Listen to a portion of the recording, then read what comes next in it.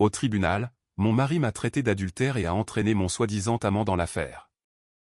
Je perdais tout, mon entreprise, ma maison, ma réputation. Le juge me fixait avec un mépris absolu, mais quand l'homme s'est levé, il a sorti son téléphone et a lancé un enregistrement. Ce que personne ne vous dit à propos d'une salle d'audience, c'est l'odeur ordinaire qui y règne.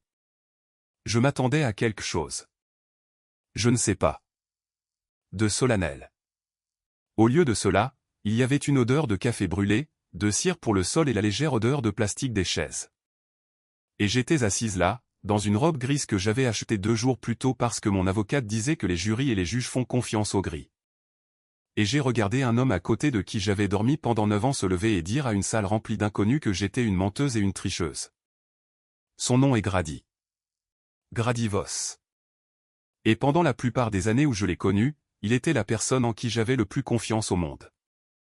Ce matin-là, dans la salle d'audience 3 du palais de justice du comté de Davison à Nashville, il portait le costume anthracite que je l'avais aidé à choisir pour les funérailles de son père. Et il me regardait de l'autre côté de l'allée comme s'il rendait service à tout l'État du Tennessee en me démasquant. Je veux que vous compreniez quelque chose avant que je vous raconte le reste. Je ne suis pas entré dans cette salle en espérant de la pitié. Je suis entré avec un classeur noir à 3 anneaux qui pesait environ 4 livres, et je l'ai posé sur la table devant moi, et j'ai gardé une main à plat dessus toute la matinée comme s'il pouvait essayer de s'enfuir. Ce classeur était la seule chose qui empêchait mes mains de trembler. Et à la fin de la journée, ce classeur était la raison pour laquelle j'avais encore une vie. Mais je prends de l'avance sur mon récit. Laissez-moi revenir en arrière, car rien de tout cela n'a commencé dans une salle d'audience. Cela a commencé comme ces choses commencent toujours, dans une cuisine, un mardi tout à fait ordinaire, quand je n'ai pas remarqué la seule chose que j'aurais dû remarquer. Je m'appelle Simone Radley. J'avais 33 ans l'été où mon mariage s'est effondré devant un juge. J'ai rencontré Grady quand j'avais 24 ans à l'anniversaire d'un ami commun dans un bar d'East Nashville. À l'époque où je servais encore des tables, faisais du travail de design en freelance à côté et disais à quiconque voulait bien l'entendre que j'allais construire quelque chose à moi un jour. Il était facile de parler avec lui. Il riait au bon moment. Il m'a raccompagné à ma voiture et n'a rien tenté, et il m'a envoyé un texto le lendemain matin pour dire qu'il avait passé un bon moment, ce qui, à 24 ans, ressemblait à un petit miracle. Nous nous sommes mariés 18 mois plus tard dans le jardin de ma tante avec des chaises pliantes et un camion à tacos. Et je me souviens avoir pensé, ça y est. C'est la bonne personne. Je n'ai plus à me poser de questions. Pendant longtemps, tout allait bien. Je veux être honnête à ce sujet parce que cela rend le reste pire, pas meilleur. Nous n'étions pas malheureux. Nous étions le couple qui organisait la fête du 4 juillet chaque année. Nous avions un chien de refuge, un grand berger croisé anxieux nommé Waffle, qui avait peur de l'aspirateur, de la machine à glaçons et, pour des raisons que nous n'avons jamais comprises, des ventilateurs de plafond. Nous avons acheté un petit bungalow dans le quartier de Lockland Springs à East Nashville en 2018. Une maison à 2 chambres avec un salon de guingois, une baignoire sur pied et environ 40 couches de peinture sur les boiseries. Notre hypothèque était de $2600 et des poussières par mois, ce qui semblait terrifiant le jour où nous avons signé et tout à fait normal 3 ans plus tard.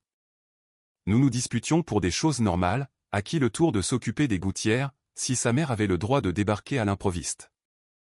De petites intempéries, rien qui ne laissait présager une tempête. Voici la partie que je n'ai vue clairement que bien plus tard. Quelque part au cours de ces années, ma vie a commencé à prendre de l'ampleur et la sienne est restée de la même taille.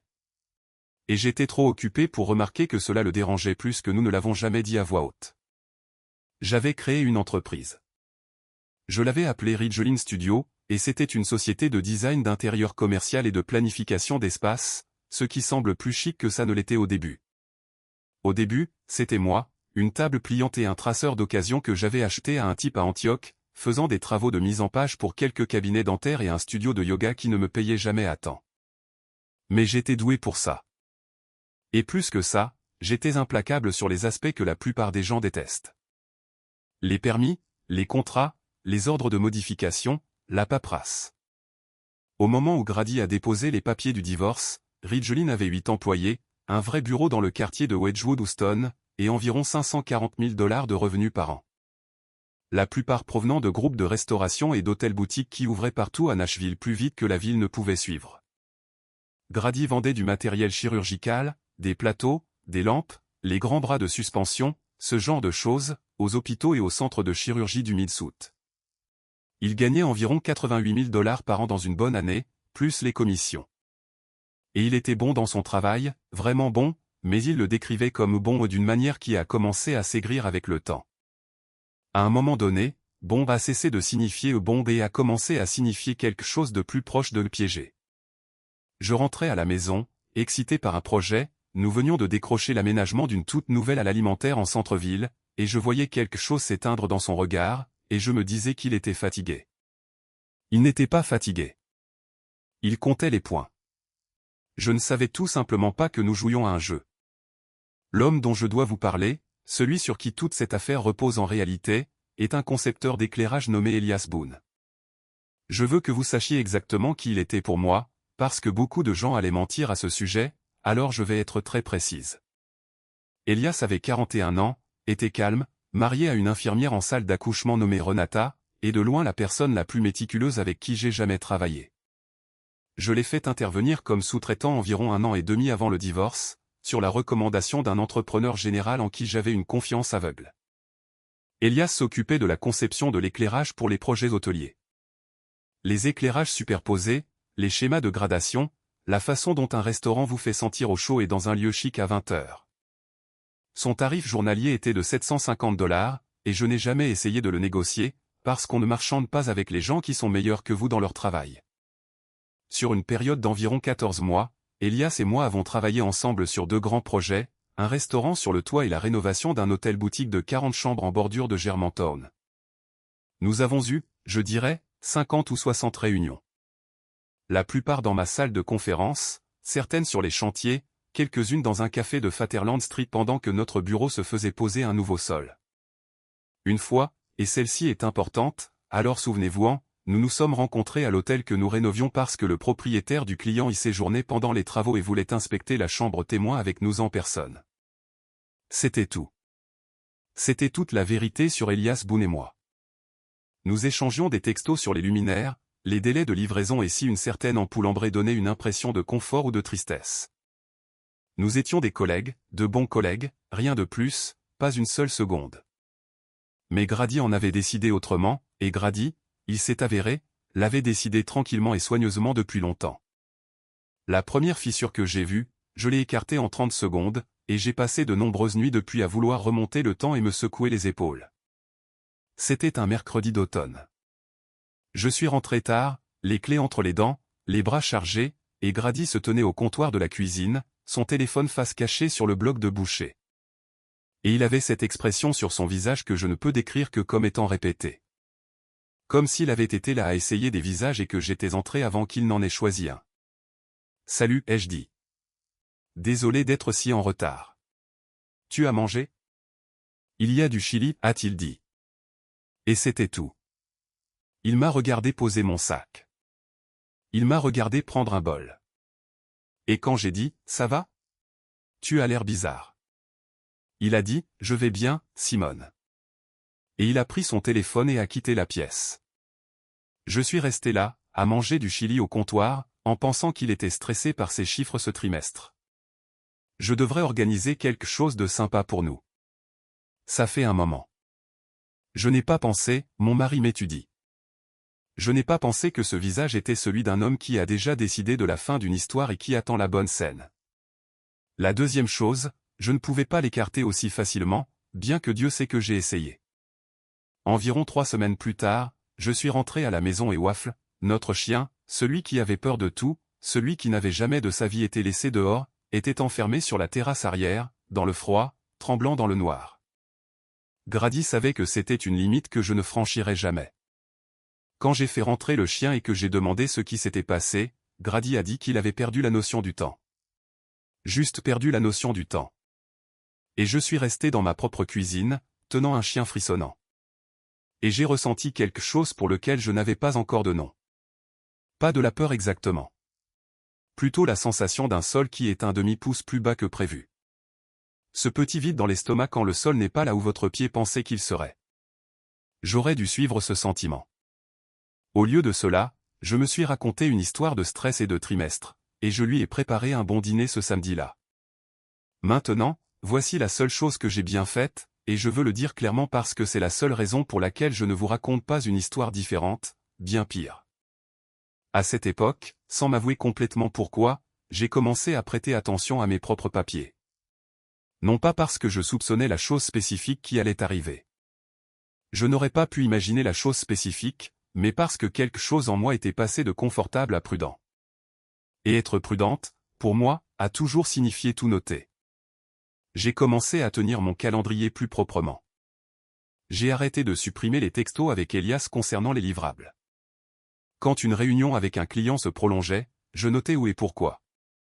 Je me disais que j'étais juste organisé.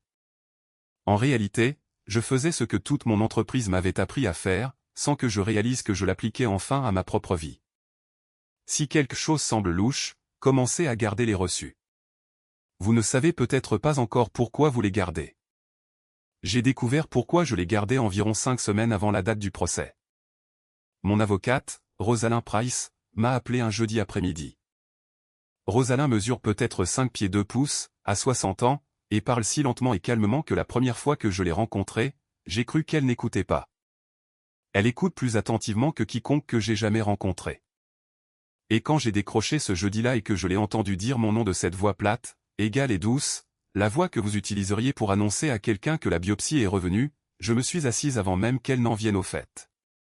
Simone, a-t-elle dit, l'avocat de Grady a déposé une liste de pièces à conviction supplémentaire ce matin. Je veux que vous veniez demain pour l'examiner avec moi en personne. Qu'y a-t-il dessus? Une pause. Cette pause m'en a dit plus que les mots. Des photographies, a-t-elle dit. Un rapport d'un détective privé et un témoin. Je me souviens m'être laissé glisser le long de mon bureau et m'être assise par terre dans mon bureau, le téléphone contre mon oreille, même s'il y avait une chaise parfaitement confortable juste derrière moi. Je ne sais pas pourquoi par terre. Le sol me semblait simplement être ma place à ce moment-là. Un témoin de quoi, ai-je dit. De vous et de monsieur Elias Boone entrant et sortant d'un hôtel à Germantown ensemble le soir du 9 avril. Et pendant une seconde, mon esprit s'est juste arrêté. Du bruit blanc, puis il s'est accroché et a commencé à tourner. C'était la visite de la chambre témoin, ai-je dit. Rosalind, le propriétaire de l'établissement séjournait là pendant la construction. Nous avons visité la chambre modèle avec lui.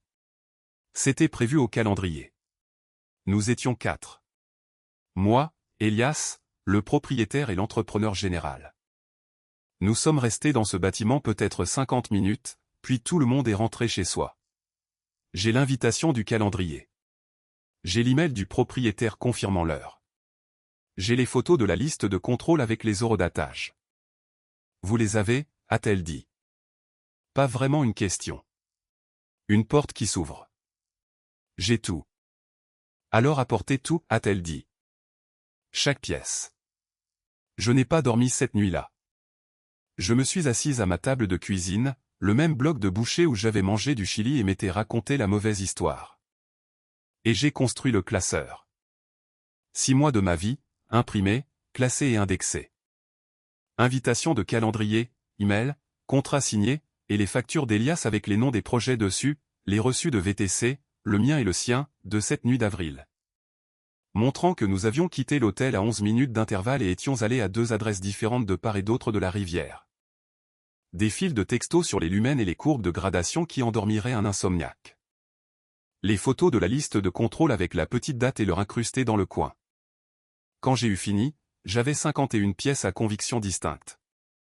Chacune d'entre elles prouvant la même chose profondément ennuyeuse, que chaque interaction que j'avais jamais eue avec Elias Boone était programmée, professionnelle, attestée, facturée et aussi terne que du placo. J'ai regardé le ciel passer du noir au gris, puis à ce doré pâle qu'on ne voit au-dessus de Nashville qu'en novembre, quand l'humidité se brise enfin. Et quelque part là-dedans, j'ai arrêté d'avoir peur et je me suis mis en colère à la place, ce qui pour moi est un sentiment beaucoup plus utile. Parce que voici la chose que Grady n'a jamais comprise à mon sujet. La chose qu'il avait épousée et avec laquelle il avait vécu pendant 9 ans et qu'il n'avait, d'une manière ou d'une autre, jamais vraiment apprise. Il avait passé des mois, apparemment, à construire une histoire, mais j'avais passé une décennie à construire une entreprise.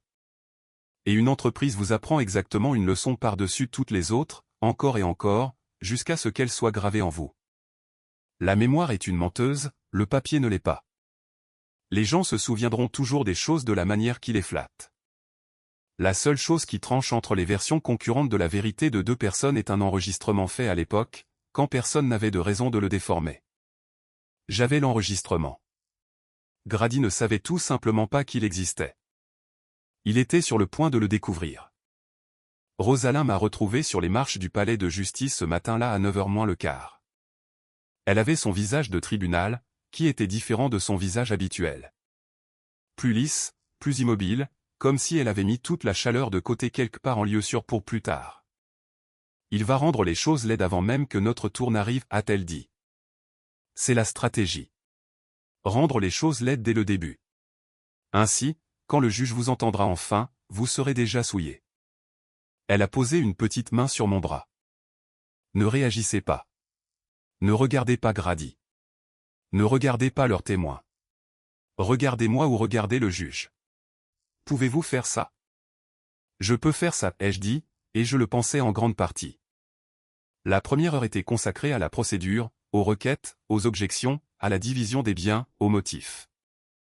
J'ai suivi cela de la même manière que vous suivez une conversation dans une langue que vous parlez à moitié, en saisissant la forme générale pendant que mon corps restait parfaitement immobile dans cette robe grise.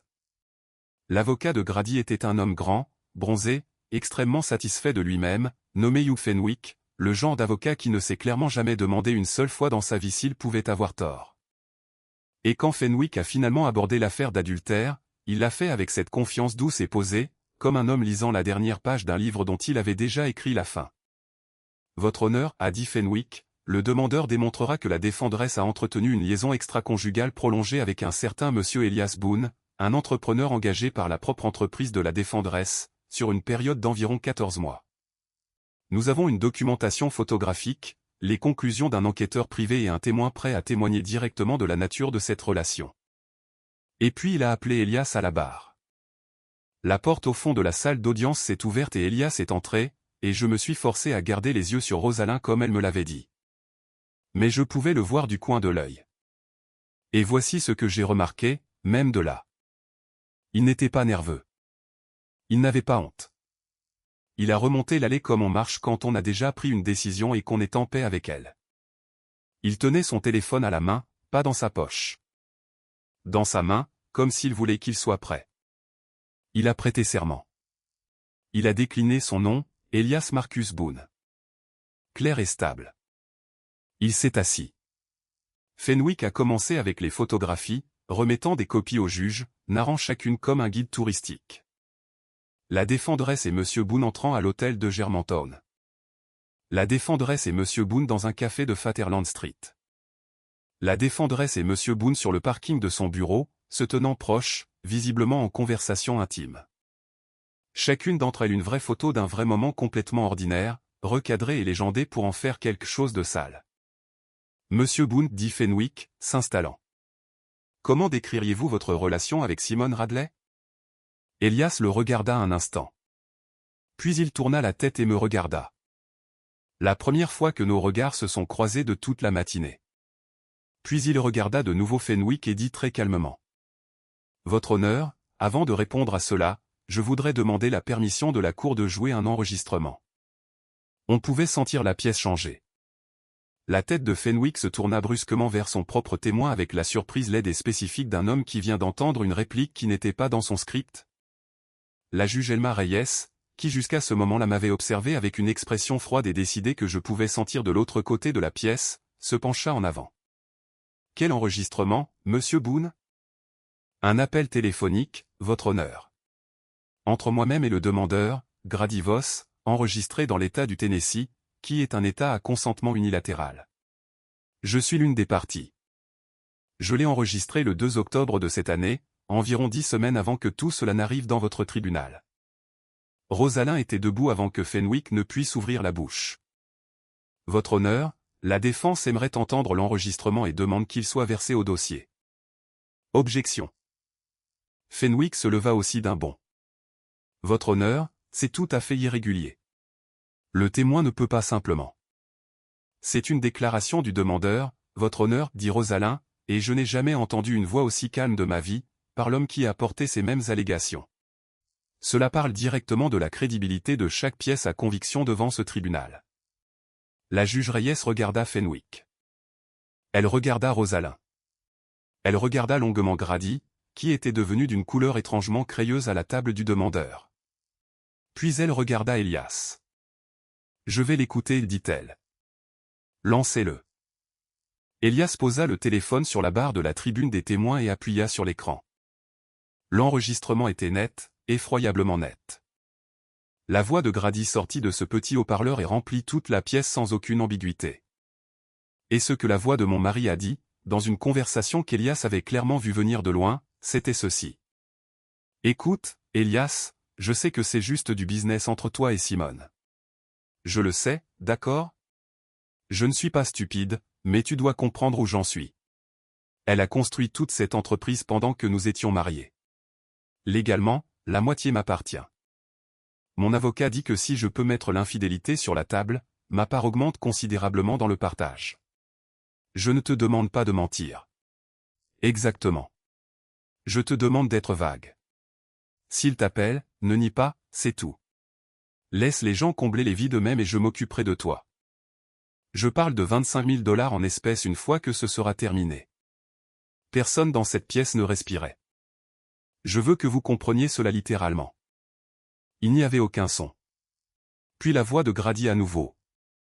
Plus basse, pire. Tu as été dans des chambres d'hôtel avec elle, des cafés, tard le soir à ce bureau. Personne n'a besoin de savoir ce qui s'est passé ou non là-dedans. Ils ont juste besoin de se poser la question. C'est tout ce dont j'ai besoin. J'ai juste besoin qu'ils se posent la question. Elias se pencha et arrêta la lecture. Je me suis enfin autorisé à regarder la juge Reyes. Cette certitude froide qui avait été dirigée contre moi toute la matinée.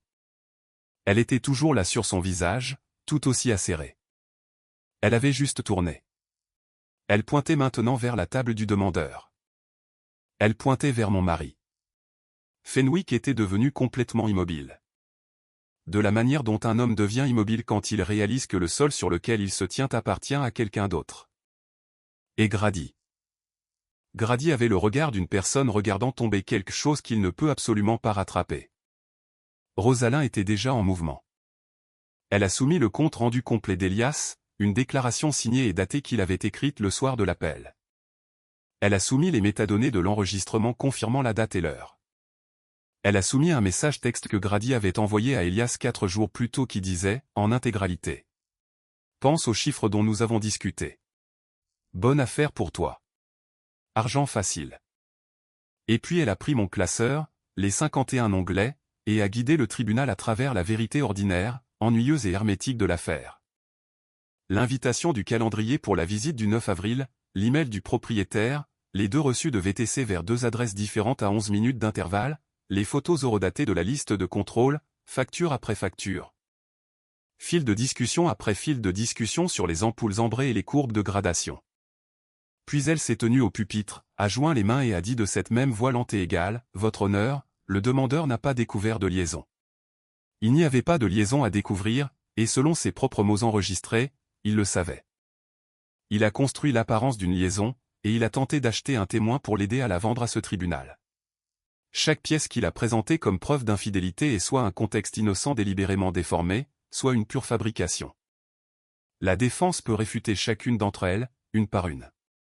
Et l'homme qui les a apportées ici a dit la vérité exactement une fois, dans un enregistrement qu'il ne savait pas être fait, quand il a admis qu'il n'y avait rien à trouver.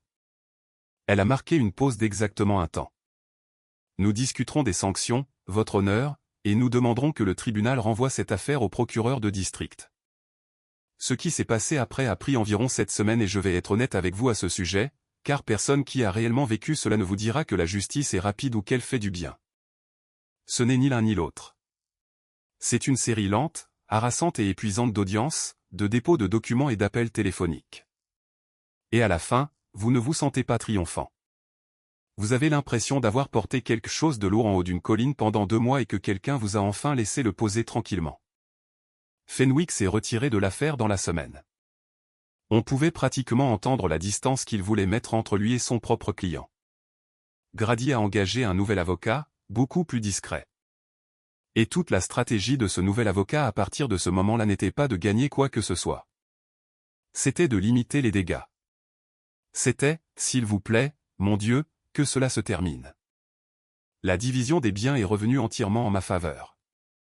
La juge Reyes a statué que Ridgeline Studio avait été construit grâce à mon travail individuel, mon expertise, mes licences et mes relations professionnelles, et que la contribution de Grady à sa croissance n'était, selon ses propres mots, pas démontrable. J'ai gardé l'entreprise. J'ai gardé la liste des clients. J'ai gardé le bail du bureau à Wedgwood Houston.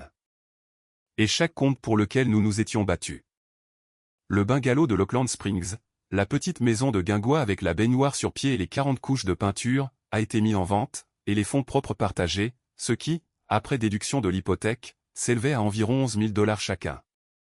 Ce n'était pas ce que l'un ou l'autre d'entre nous imaginait lorsque nous avons signé ces papiers en 2018, mais c'était juste, et le juste était tout ce que j'avais jamais vraiment voulu. Voici la partie qui répond à la question que je sais que certains d'entre vous se posent déjà. La question est qu'il s'en est tiré? Il ne s'en est pas tiré. Le renvoi au procureur de district a été suivi des faits. Tenter de soudoyer un témoin et de falsifier un témoignage est un délit grave dans le Tennessee. Et peu importe qu'Elias ait dit non. Le crime réside dans l'offre. L'avocat de Grady a réussi à le réduire à un seul chef d'accusation de délit de classe E.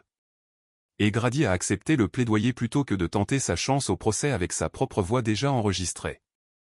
Il a eu une probation, une amende et une condamnation pour délit grave qui le suivra comme une ombre pour le reste de sa vie. Et la partie que l'accord de plaidoyer ne pouvait pas capturer est la partie qui comptait vraiment. Vous ne pouvez pas vendre pour 100 000 $ de matériel chirurgical au service d'achat des hôpitaux quand vous êtes un criminel condamné. Son entreprise l'a licencié en moins d'un mois. Le réseau de relations qu'il avait passé 15 ans à construire, les chirurgiens, les administrateurs, les représentants qui s'étaient portés garant de lui, tout s'est évaporé, parce que ce monde est petit et qu'il parle.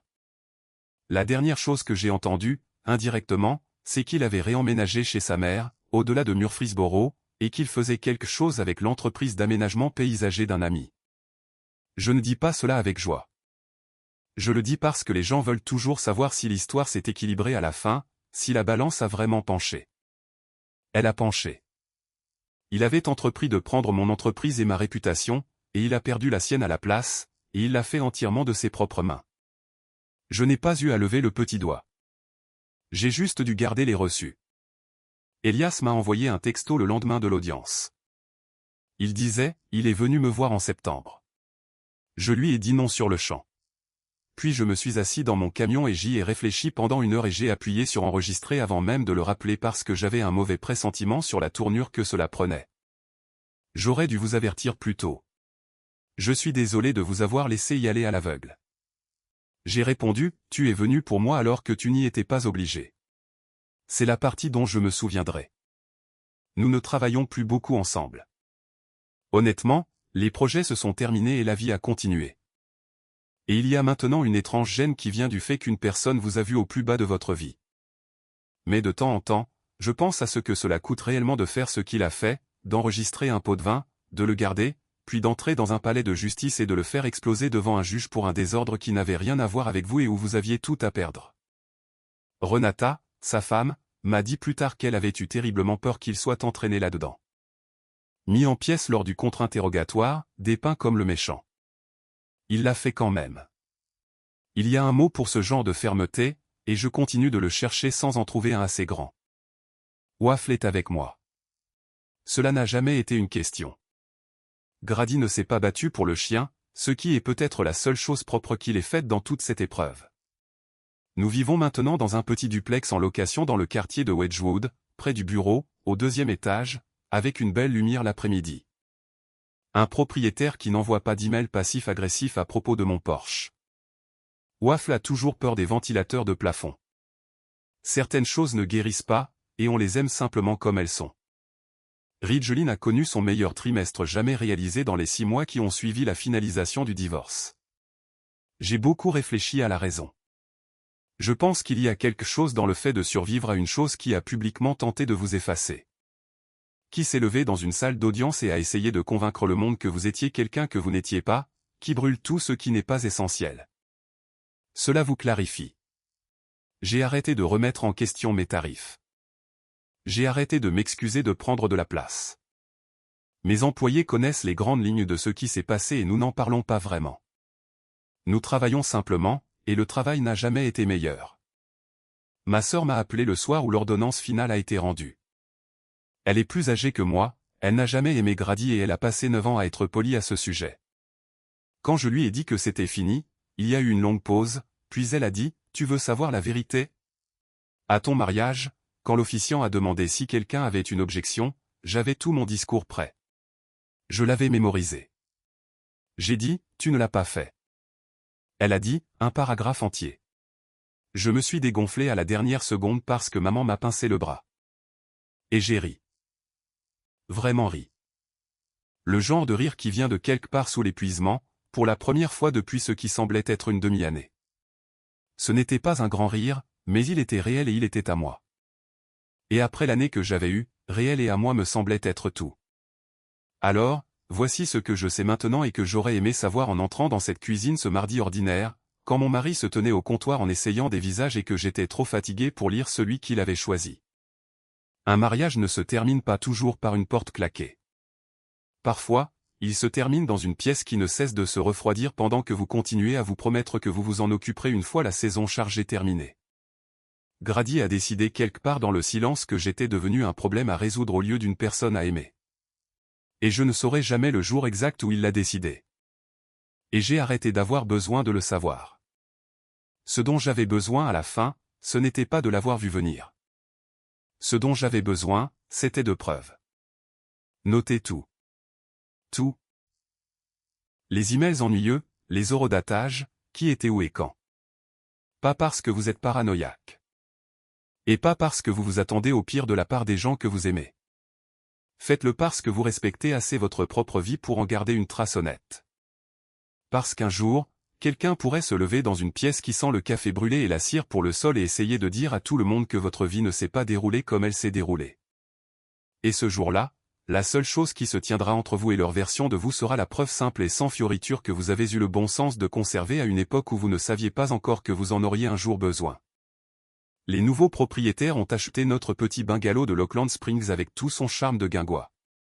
Et l'agent immobilier m'a dit qu'ils avaient pleuré en voyant la baignoire sur pied. J'espère qu'ils y sont heureux. J'espère que la pièce reste chaude. J'espère que lorsque la saison chargée arrivera et que la température commencera à baisser, l'un d'eux prêtera suffisamment attention pour remonter le chauffage avant qu'il ne soit trop tard.